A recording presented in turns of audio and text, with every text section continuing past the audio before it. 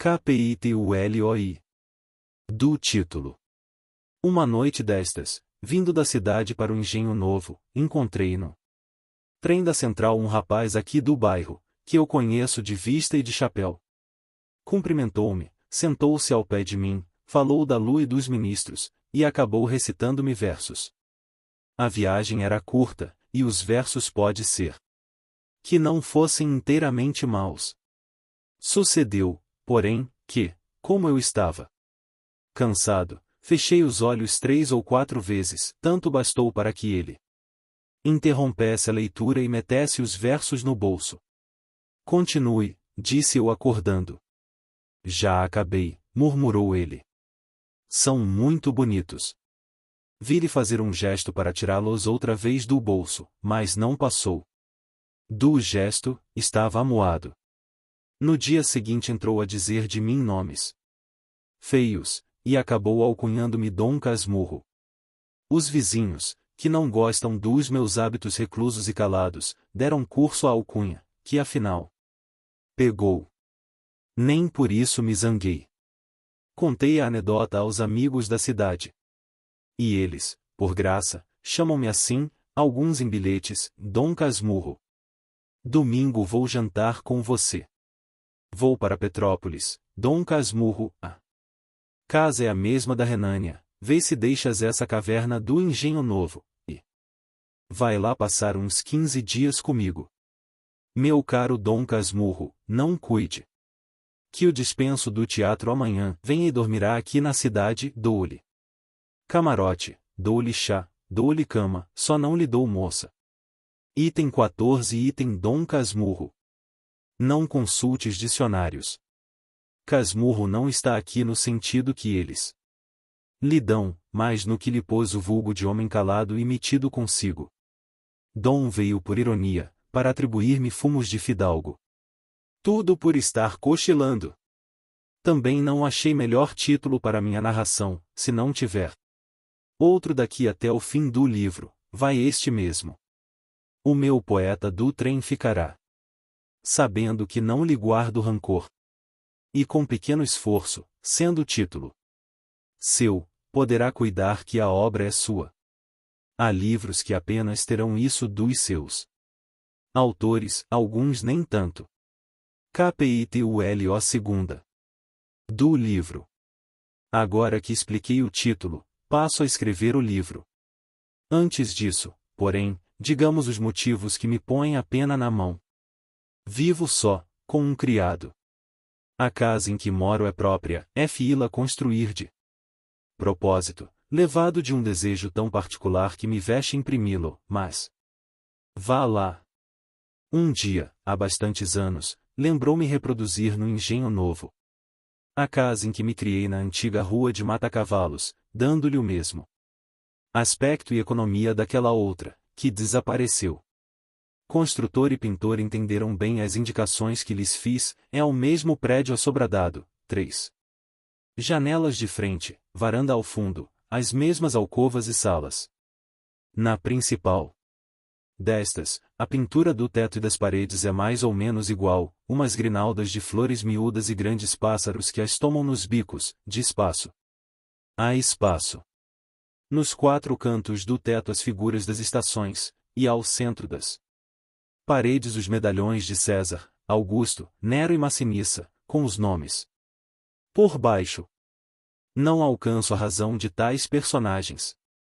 Quando fomos para a casa de Mata-Cavalos, já ela estava assim decorada, vinha do decênio anterior. Naturalmente era gosto do tempo meter sabor clássico e figuras antigas em pinturas americanas. O mais é também análogo e parecido. Tenho chacarinha, flores, legume, uma casuarina, um poço e lavadouro. Uso louça velha e mobília velha. Enfim, agora, como outrora, há aqui o mesmo contraste da vida interior, que é pacata, com a exterior, que é ruidosa. O meu fim evidente era atar as 2 pontas da vida, e restaurar na velhice a adolescência. Pois, senhor, não consegui recompor o que foi nem o que Machado de Assis item 15 item. Fui em tudo, se o rosto é igual, a fisionomia é diferente. Se só me faltassem os outros, vá, um homem consola-se mais ou menos das pessoas que perde. Mas falto eu mesmo, e esta lacuna é tudo. O que aqui está é, mal comparando, semelhante à pintura que se põe na barba e nos cabelos, e que apenas conserva o hábito externo, como se diz nas autópsias, o interno não aguenta. Tinta. Uma certidão que me desse 20 anos de idade poderia enganar os estranhos, como todos os documentos falsos, mas não a mim. Os amigos que me restam são de data recente, todos os antigos foram estudar a geologia dos Campos Santos. Quanto às amigas, algumas datam de 15 anos, outras de menos, e quase todas creem na mocidade. 2 ou 3 fariam crer nela aos outros, mas a língua que falam obriga muita vez a consultar os dicionários, e tal frequência é cansativa.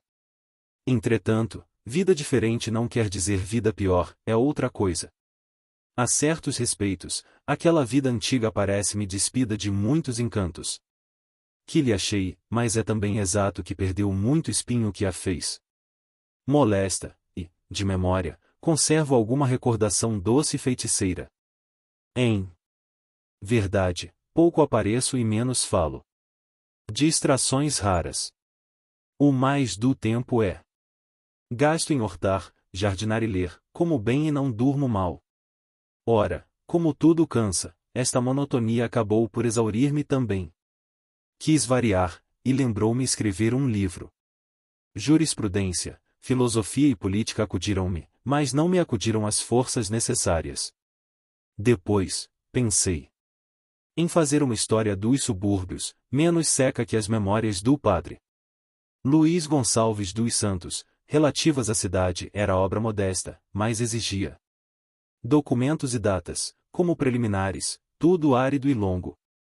Foi então que os bustos pintados nas paredes entraram a falar-me e a dizer-me que, uma vez que eles não alcançavam reconstituir-me os tempos idos, pegasse da pena e contasse alguns. Talvez a narração me desse a ilusão, e as sombras viessem perpassar ligeiras, como ao poeta, não o do trem, mas o do Fausto, e aí vindes. Outra vez, inquietas sombras. Fiquei tão alegre com esta ideia, que ainda agora me treme a pena na mão. Sim, Nero, Augusto, Massinissa, e tu, grande César, que me incitas a fazer os meus comentários, agradeço-vos o conselho, e vou deitar ao papel as reminiscências que me vierem vindo. Deste modo, viverei o que vivi, e assentarei a mão para alguma obra de maior tomo. Eia, comecemos a evocação.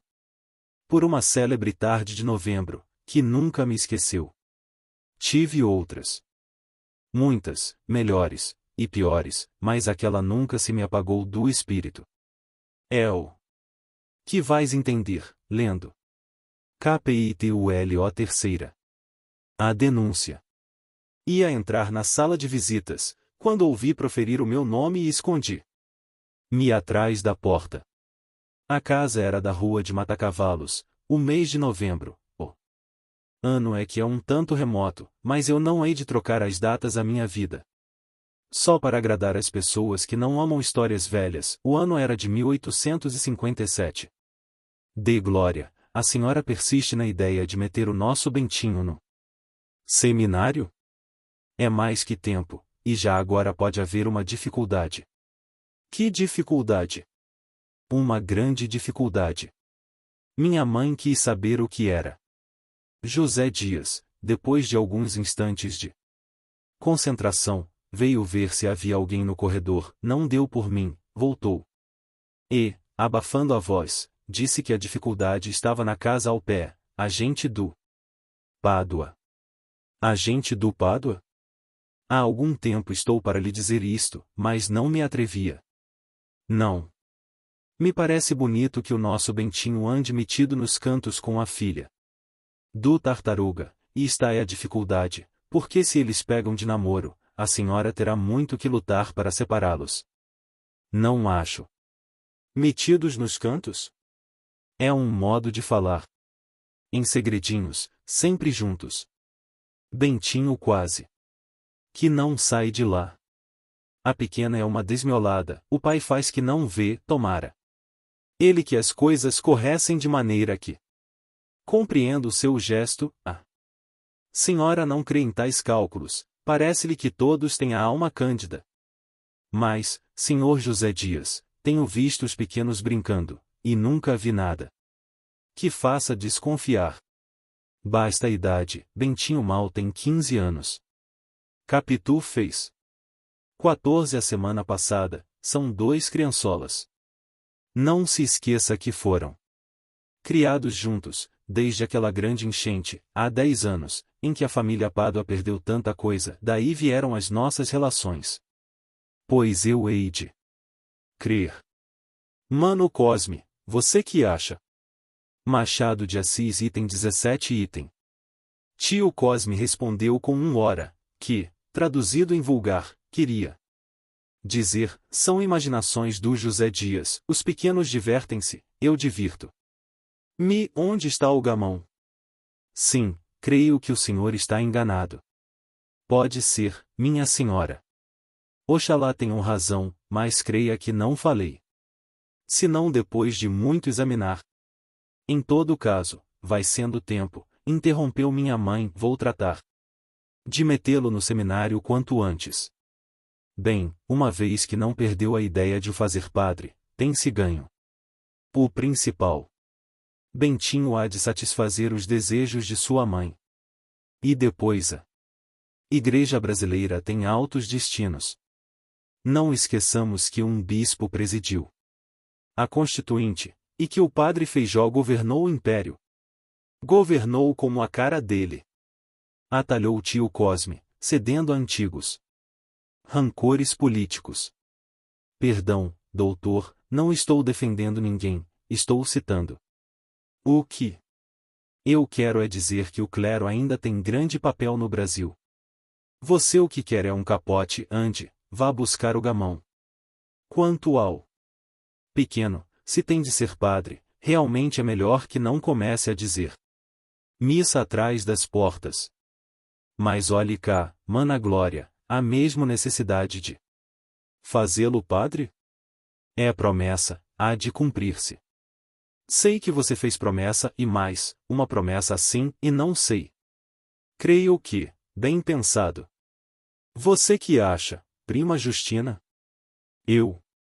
Verdade é que cada um sabe melhor de si, continuou o tio Cosme, Deus é que sabe de todos. Contudo, uma promessa de tantos anos. Mas, que é isso, mana Glória? Está chorando? Ora esta! Pois isto é coisa de lágrimas. Minha mãe assoou-se sem responder. Prima Justina creio que se levantou e foi ter com ela. Seguiu-se um alto silêncio, durante o qual estive a pique de entrar na sala, mas outra força maior, outra emoção. Não pude ouvir as palavras que tio Cosme entrou a dizer.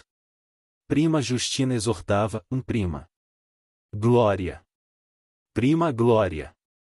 José Dias desculpava-se, se soubesse, não teria falado, mas falei pela veneração, pela estima, pelo afeto, para cumprir um dever amargo, um dever amaríssimo. KPITULO quarta. Um dever amaríssimo. José Dias amava os superlativos. Era um modo de dar feição monumental.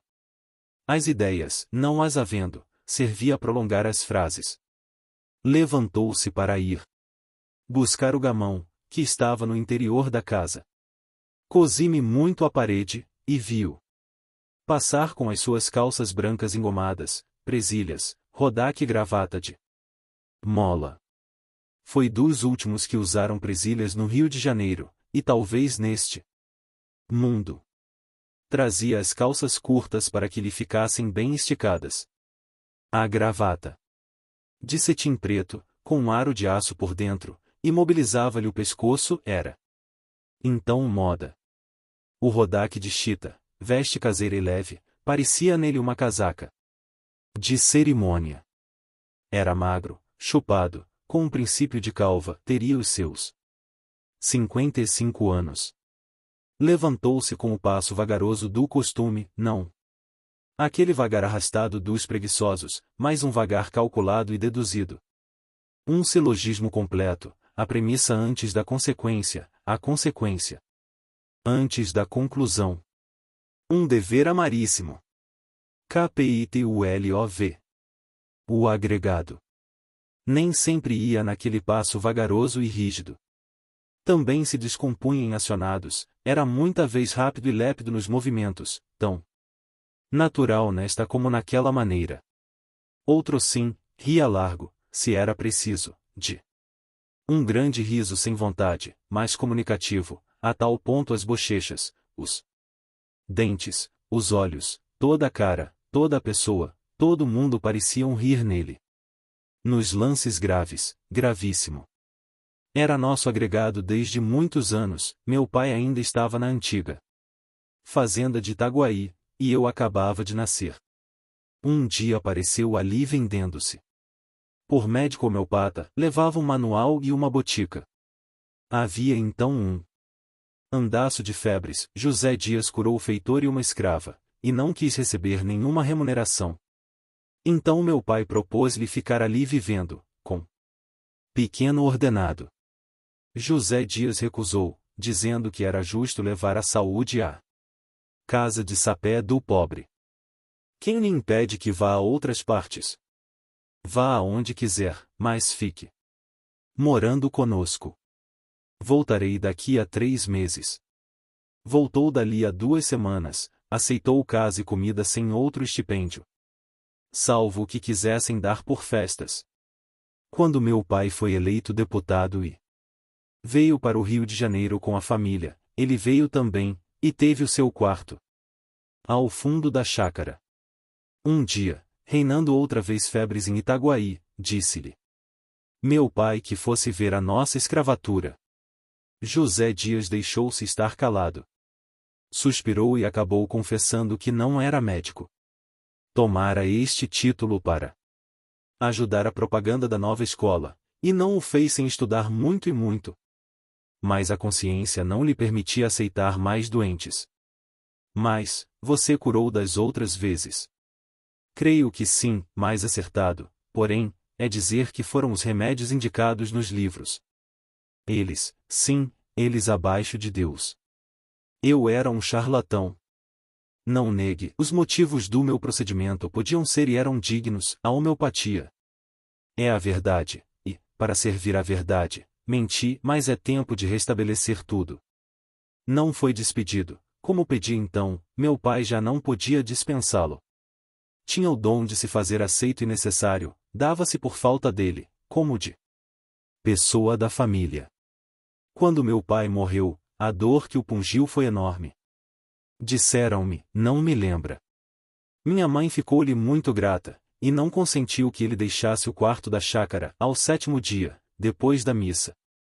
Ele foi despedir-se dela. Fique, José Dias. Obedeço, minha senhora. Teve um pequeno legado no testamento, uma apólice e 4 palavras de louvor. Copiou as palavras, encaixilhou-as e pendurou-as no quarto, por cima da cama. Esta é a melhor apólice, dizia ele muita vez. Com o tempo, adquiriu certa autoridade na família, certa audiência, ao menos, não abusava, e sabia opinar obedecendo. Ao cabo, era amigo, não direi ótimo, mas nem tudo é ótimo neste mundo. E não lhe suponhas alma subalterna, as cortesias que fizesse vinham antes do cálculo que da índole.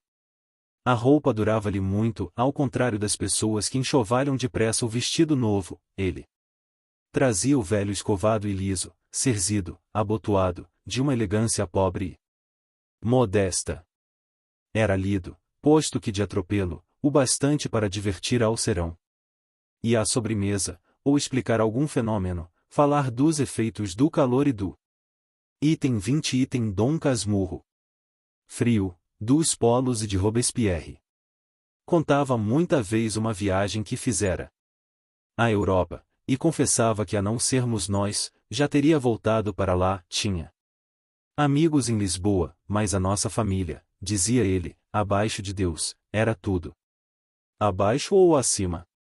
Perguntou-lhe tio Cosme um dia. Abaixo, repetiu José Dias cheio de veneração. E minha mãe, que era religiosa, gostou de ver que ele punha Deus no devido lugar, e sorriu aprovando. José Dias agradeceu de cabeça. Minha mãe dava-lhe de quando em quando alguns cobres.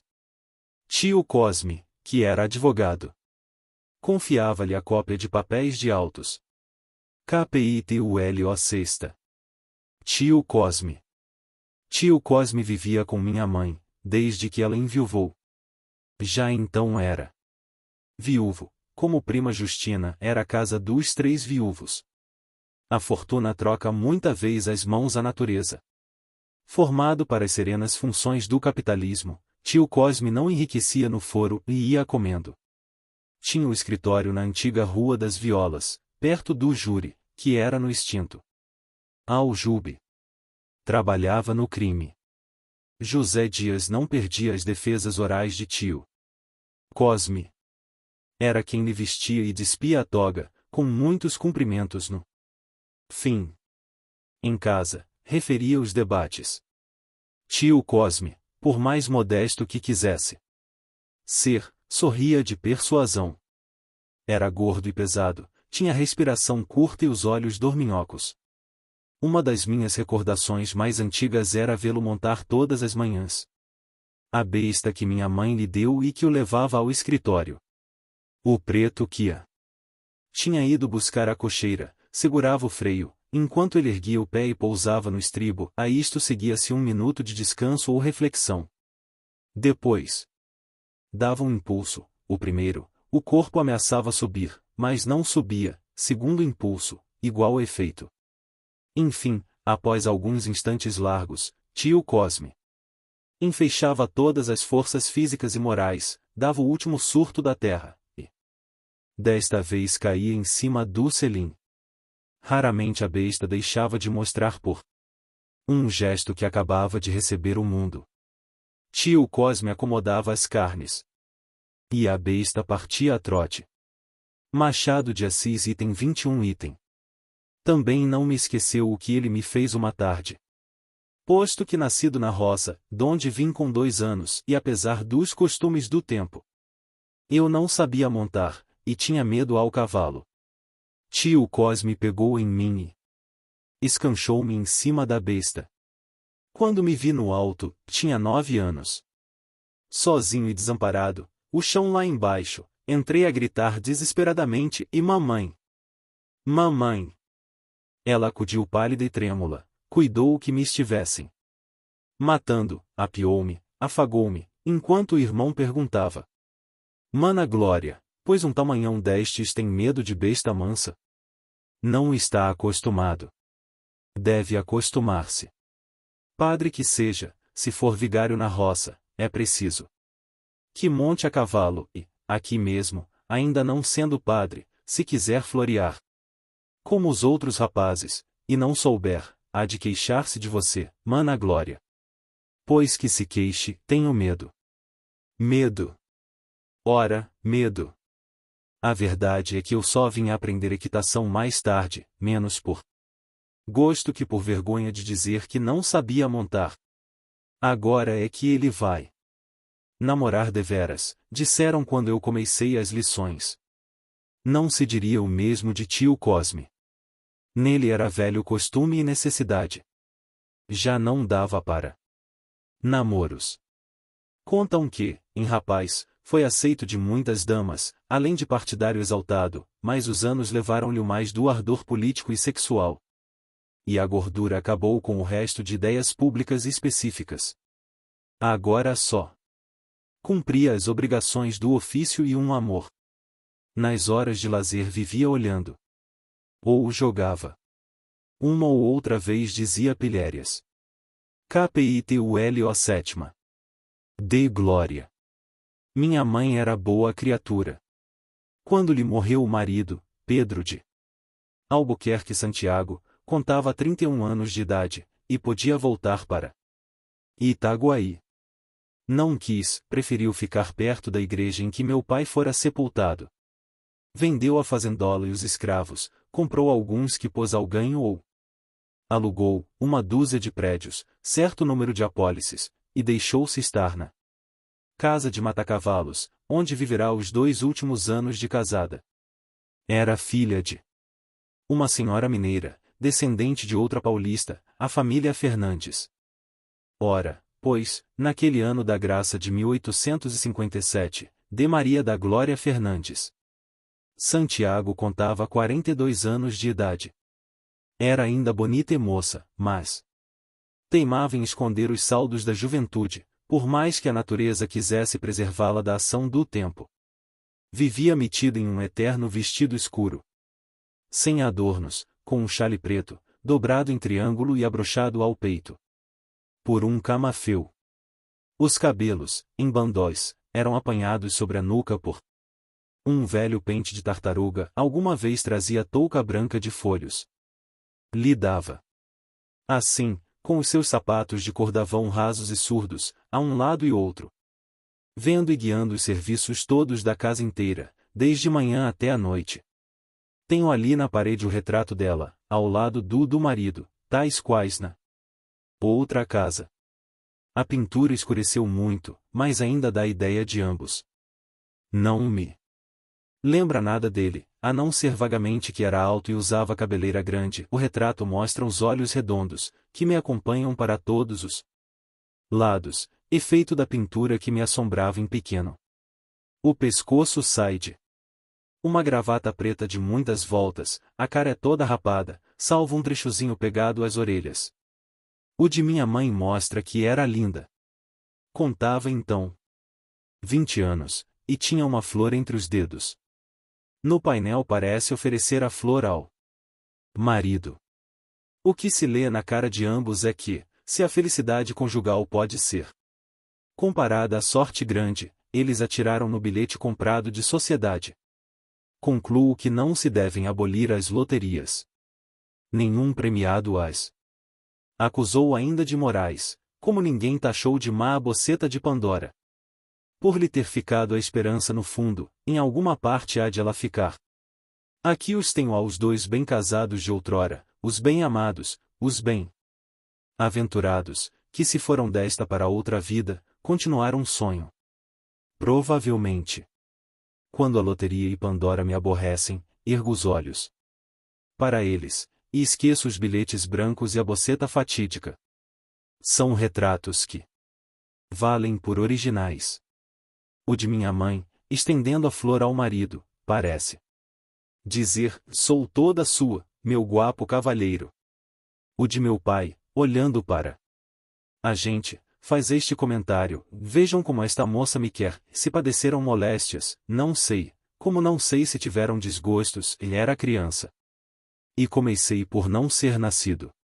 Depois da morte dele, lembra-me que ela chorou muito, mas aqui estão os retratos de ambos, sem que o encardido do tempo lhes tirasse a primeira expressão. São como fotografias instantâneas da felicidade.